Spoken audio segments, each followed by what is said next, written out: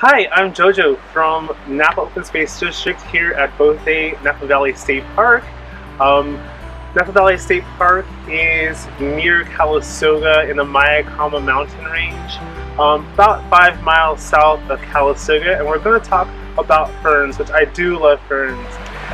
Here at Napa Valley State Park, there are about 20 to 30 species of ferns.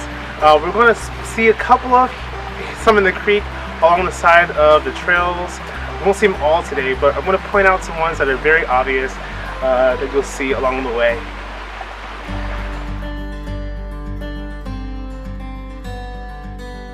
Alright, the first fern that we see along the trail is the giant chain fern. It's usually always in moist locations, a mesic setting. The reason why they call it a giant chain fern, if you look underneath the leaves, and we also call these leaves a frond for the species of ferns, is their sporangia. They're lined in a form of a chain. The sporangia is like a workshop or the factory where spores are produced. The cool thing about ferns is that they're one of the first plant lives to be a vascular type, meaning that they could travel water from the bottom of the base of the plant to the top of the fern. It's a really cool one. I love it. It's also the tallest ferns in North America. In some locations, they can reach up to about 12 feet, which is pretty cool.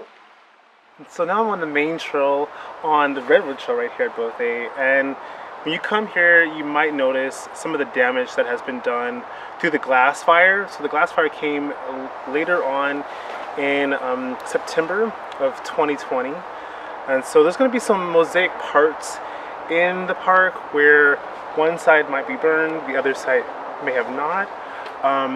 So just be respectful when you guys come to the park as well. It's very sensitive. There's new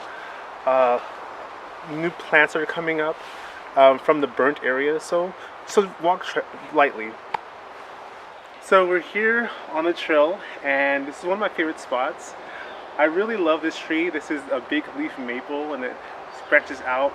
However, it has so many different life forms on the bark, and as you notice, this fern right here, you'll see it a lot.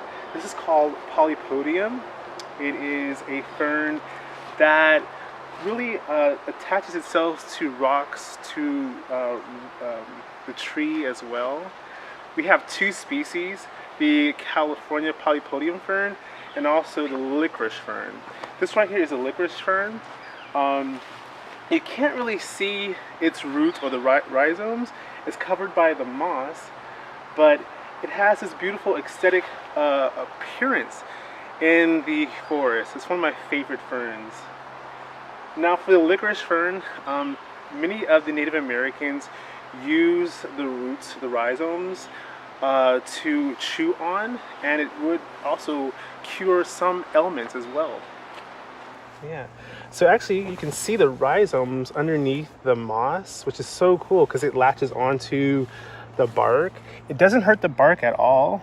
Right here you can see a little bit of its new fronds coming out as it uncurls. Now they go dormant during the summer times, so once the rain falls they waken up. Were also called the resurrection fern because of that reason.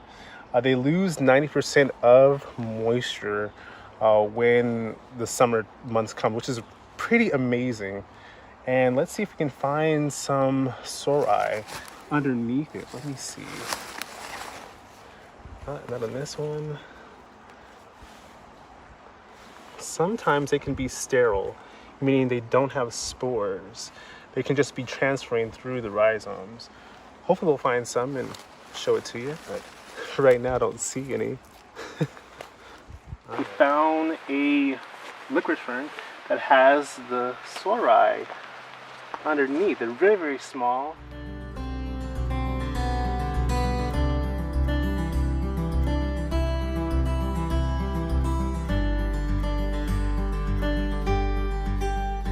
common fern that you would see along the trails. This is the coastal wood fern. It's Dryopteris arguta. Dryopteris is a Greek word, dry meaning oak and tertis meaning fern. So oak fern. You usually find them in shady spots, sometimes moist and sometimes dry.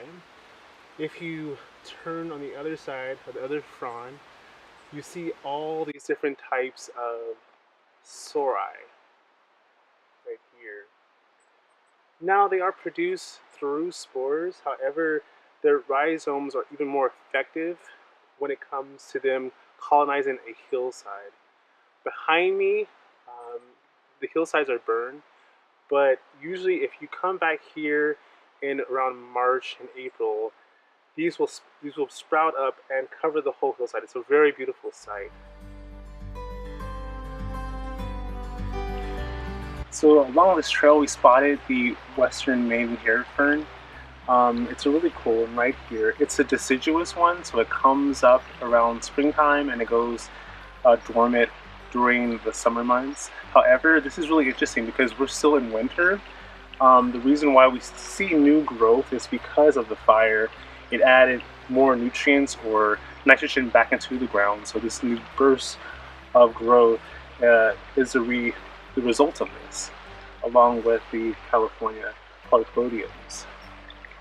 So later on in the season, it kind of looks like green polka dots, in my expression. A lot of the Native Americans use the roots right here, which are really black, for netting, for bedding as well. You won't be able to see the sporangia or the sori, mainly because the leaves aren't fully developed. But if you come back here during that time around March, April, and May, on the outer rim, you'll see it. It's very beautiful.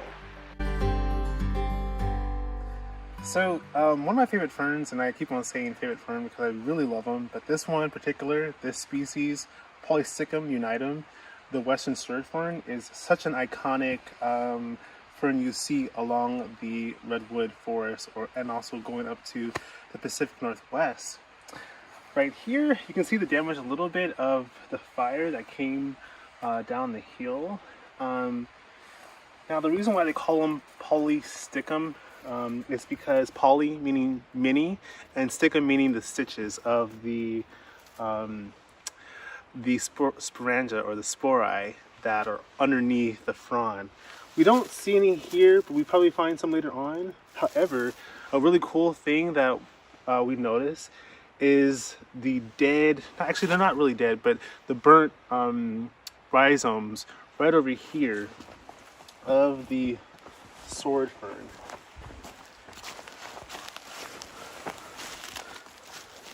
Now they're pretty tough. They can handle really moist habitats, but also drought situations right here. They can live up to about 100 to 200 years old, given the right conditions. And they're almost at their inland position here in Napa County. We're about 40 miles from the coast. So when you see them, they're not as many. They're usually found in really shady mesic habitats here in Napa County, but one of my favorites. This right here is Polystichum californicum. The cool thing about this fern is actually it's a hybrid of the western fern and the Douglas fern.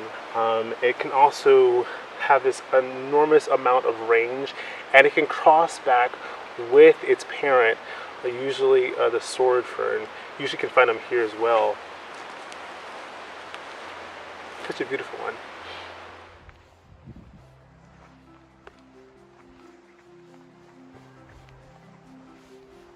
So it's hard to sometimes ID ferns if they look similar to each other, but there's some clues. If you turn around right here, if you notice a difference, right here is the California sheared fern. It has, as I mentioned before, a thumb at the end of the pollinae going down to the base right here. For the coastal wood fern, See how they're almost symmetrical, a little bit symmetrical on both sides? That's a big clue right there. And also you can notice by the arrangement of the sori.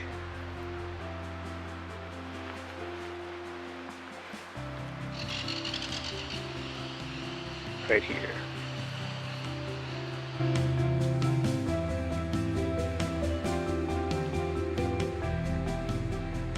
So we're near the culvert right here at the central location where all the trails meet in Bothe. This is one of the most moistest places within the trail, and if you look around, you'll see all of the California, or actually the Western sword fern.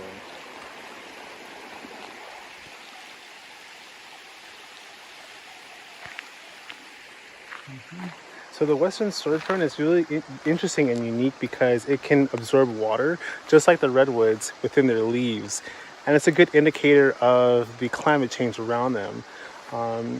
We do have a lot of hot days here in the summertime, and so they're only confined in these moist areas. They get pretty big if you go all the way up to Humboldt County or Mendocino or Del Norte. Really big, maybe 6 feet across and 6 feet high. But in this location, not so much. Maybe only 2 feet across, right over there. And an interesting thing I've been noticing so far in my observations is that if you look right here how the fronds have been chewed, a lot of the crickets really enjoy the new growth that comes in the springtime, and it creates this unsightly effect that you would see throughout the trails. However, this year, if we take an account of the fire that happened, the glass fire, a lot of the insect population has decreased, and so we might see a new flush that will have not so much predation on the fronds.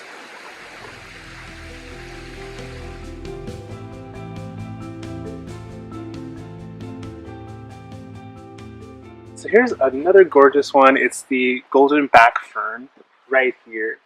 Very gorgeous one.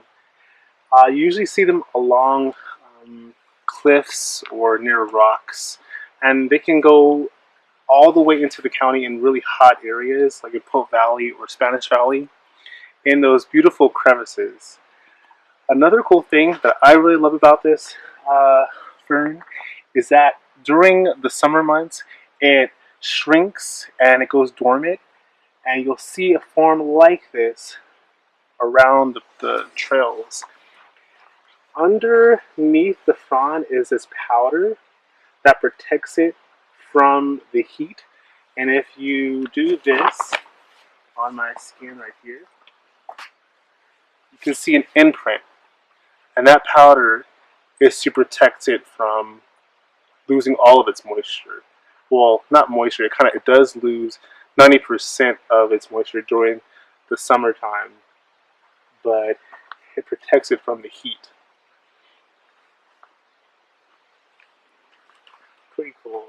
And there's some cute little small ones up there in the front.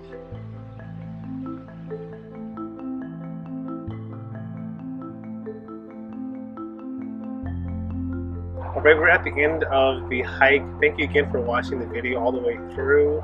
We saw so many ferns and there's a lot more to see. The park is open. Please come out. Do it safely. We would love to see you all during this time of the year. Again, thank you so much. I'll see you next time.